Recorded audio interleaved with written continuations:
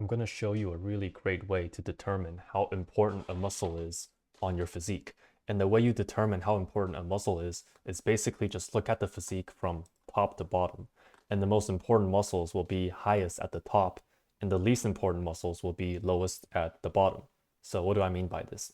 So for tier one, right, these are the most important muscles in your physique are going to be at the very top, and that's going to be your face, your height, and your neck.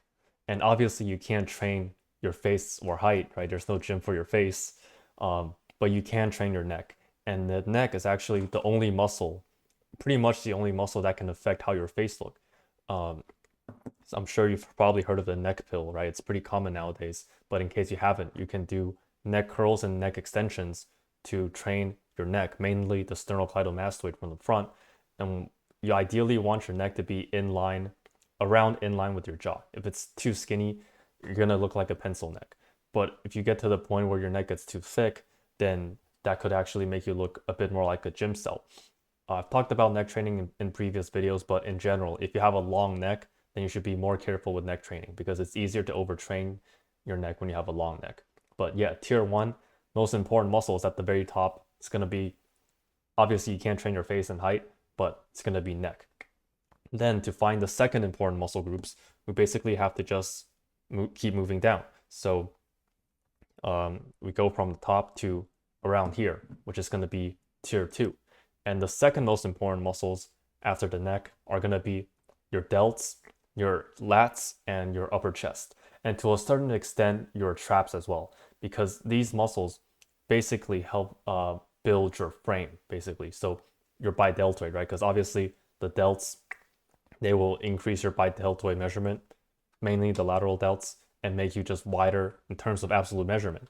But also the lats, because the lats can help push your arms out more. And in general, having this V-shaped lats, especially the lower lats, which you can train with key-in flaps or wide grip pull-ups or pull-downs, it just the shape itself creates the illusion of a smaller waist and wider shoulders, right? And the shape itself, even if you don't have the biggest absolute measurement, if you have the shape, that can still compensate for it. It's the same example as if you see a female with, the hourglass shape, even if the absolute measurement is not that large, as long as the shape is there, that's still attractive. So the second tier after the neck are going to be the delts, upper chest, and lats. And if you have a long neck, then the traps could actually help as well, because what the traps do is, imagine you have a long pencil neck over here and you have the neck. By building up your traps, you can basically make your frame, improve your frame by making your frame look taller, if that makes sense. And also makes your neck look more proportional. But second tier, we just go down and we have just anything across the shoulder region, right? From your shoulders, upper chest, lats, all across that region. Now we just keep going down, right? The third tier, it's gonna be the abs and the arms. And I know, like in this photo, the arms are up here, but just imagine when you're standing normally, right? The arms would be down here, so the biceps would be around this region.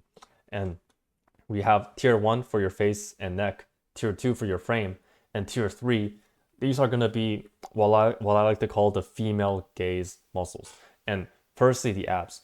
You have to train your abs directly, right? Abs are a muscle just like every other muscle. And if you don't train your abs, they're going to be less visible even at lower body fats. And let me just get you a quick example of this. So this is the example I like to use. So you can see there's a marathon runner who he's super lean, probably less than 10% body fat, right? Super lean. And there's Eddie Hall, who's not as lean, maybe 12, 15% body fat. But you can see he's super lean, but because he doesn't have the actual muscles of the abs developed, and he has just no muscles in general, like in his chest, shoulders, no muscle in general, he doesn't have any abs. Whereas Eddie Hall, because of all the strongman shit he does, just carrying super heavy weight, he has extremely developed ab muscles, right? They literally are bigger, like you can see in this diagram. The actual muscles are bigger, and that's going to cause it to be more visible at higher body fat. And abs are one of the most aesthetic muscles in general, right? You can have a physique that you don't really have a great frame, you don't even have that much muscle, and you're not even that lean. But if you have developed abs, then you'll still have visible abs at higher body fat percentages, and it's just going to make you way more aesthetic because most people don't have developed abs like that. It's a halo effect, you can say.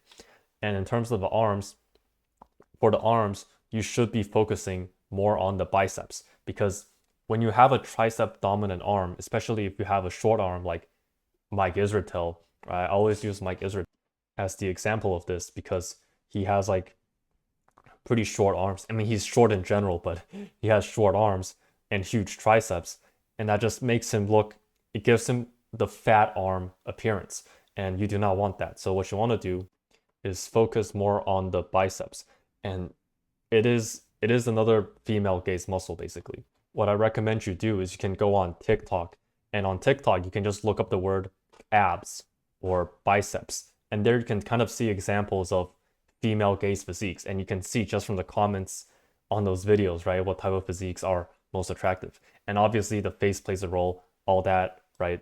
Let's not cope and stuff over here.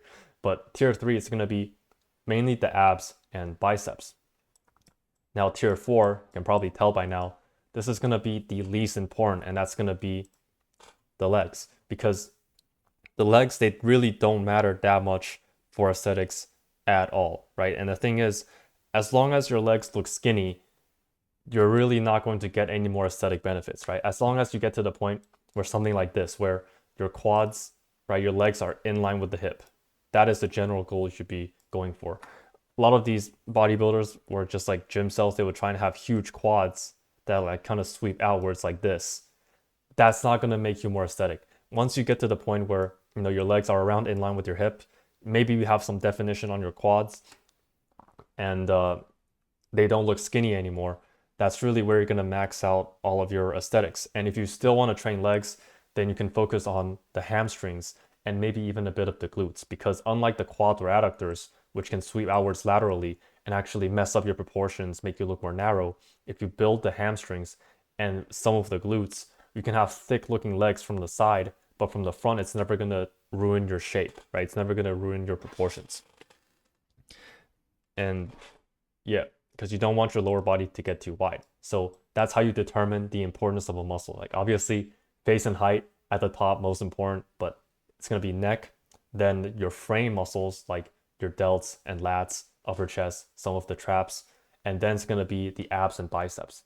Triceps, especially if you have short arms, you shouldn't really be focusing on triceps that much. And if you want to join BP Fitness, right, I've been revamping everything.